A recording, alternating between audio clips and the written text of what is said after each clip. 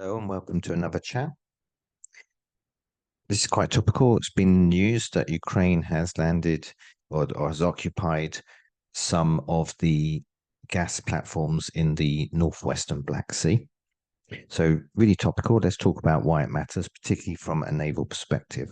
I am H.I. Sutton. I'm an independent defense analyst focusing on unconventional naval warfare. This chat, like my other chats, is going to be unscripted, unedited. So usual caveats apply. I was actually preparing a chat on dazzle camouflage, but that will have to wait. Let's get on with it. So it's quite big news today, and I think very significant.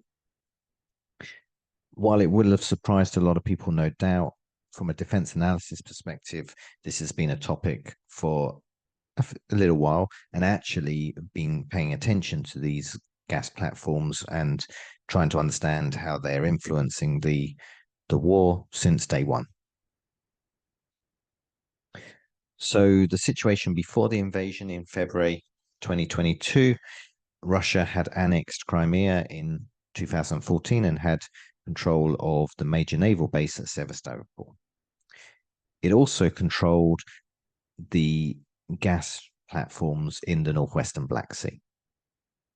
And these were mainly a commercial enterprise and were a major economic factor in the value of Crimea and the value of Ukraine, to be honest.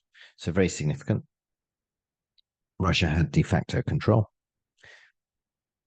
On day one of the war, they were able to take Snake Island, which was an island off the coast of Ukraine near the Romanian border, and the land invasion, of course, out of Crimea into southern Ukraine and other actions elsewhere.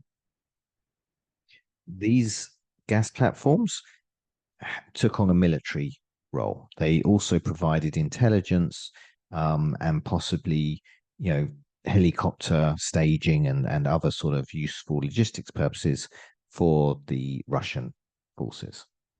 And actually, in February, March last year, when the invasion was still fresh, Russia took effective control of the entire Black Sea, all the way up to the coast of Odessa. Now, things started to change. Seems like a long time ago now.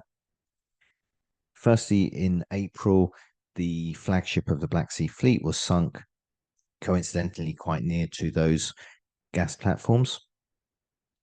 That was quite a big deal. It was sunk by a Ukrainian Neptune missile. In May, Harpoon missile supplied by NATO, particularly Denmark, joined the Neptune missiles rather, and they started to pose a threat to Russian warships and those gas platforms themselves. And in fact, one of those gas platforms was hit on June the 20th and is still burning today. I checked, it's still on fire. There's quite a few other actions, but for brevity, let's just jump to July. By July 7th, Snake Island was no longer tenable, thanks largely to the Harpoon and Neptune missiles, but also to artillery and drones and so on. Ukraine was able to make it unsustainable, and Russia abandoned it. Ukraine landed and retook Snake Island. But the gas and oil platforms were no longer, or were still in Russian hands. Also in September, we started to see the USVs turn up, the uncrewed service vessels. These popularly known as maritime drones. They've conducted attacks on Sevastopol and other cities. They take routes that no doubt go quite near to those platforms. So if Russia has control of those platforms and is able to use them to monitor the seas, it could compromise Ukrainian operations. So definitely a pain for Ukraine, but it's taken until now for them to actively take the platforms and put their flag on it. Let's talk about why it's significant. Firstly, symbolic. Secondly, economic. Thirdly, naval. Obviously, I'm going to focus on the naval, but we should mention symbolic. It is a big deal for morale and for international attention and so on. Economic, not really my area, but it stands to reason that in a scenario where there are some sort of negotiations, then whoever owns or has control of these gas platforms has an advantage in that arena. Now, I know it's a very emotive topic and people have very strong opinions on whether there will be or should be negotiations, etc. That's not a point I'm making.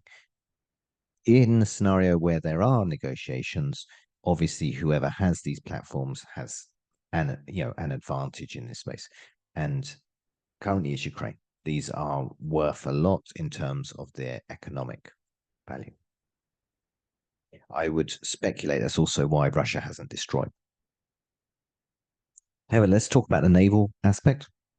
So, first of all, I don't think we will see major Ukrainian systems and permanent garrisons, at least not substantial ones, on these platforms. Because in the same way that Snake Island was not sustainable for Russia, these platforms are even more a threat from Russia. So Ukraine would have real difficulty holding on to them or at least surviving on them. Russia still has much more air defenses and aircraft over the Black Sea. This is an example of a flanker being shot at by Ukrainians. Also, Russia has, as well as aircraft that can attack the platforms, it has missile systems that Ukraine really can't do anything about. In particular, the Stooge system, popularly known as Bastion P or Onyx. Onyx is the missile it fires. It's a supersonic anti-ship cruise missile with a land attack capability. Very advanced, can be fired from Crimea, easily reach those platforms. However, Ukraine can and has already capitalized on having relative control over those platforms. It can conduct raids on Crimea and use the platforms either to protect it, to mask it as maybe a staging post. We obviously leave speculation on the details to others. The image here is one of those raids. This particular explosion is probably from a missile that flew in, but it was accompanied by a amphibious raid from the vicinity of those platforms. Additionally, the platforms, or at least denying their use to Russia, provide some cover for Ukrainian small boat operations and USVs, aside from amphibious raids. This particular image, of course, is much further south, but it's the sort of thing that Ukraine wants to do to Sevastopol, no doubt. Ukraine has, and is, quite a arsenal of uncrewed systems now, both surface and subsurface.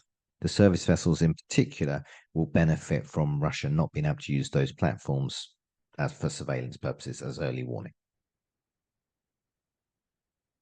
Okay, so this represents a shifting balance, and I think this is the biggest deal because if you recall that at the beginning of the war, Russia had complete dominance of the northwestern Black Sea, and even today has a much stronger navy than Ukraine. There's just no doubt of that, but they're not necessarily getting their money's worth in the same way that Ukraine is.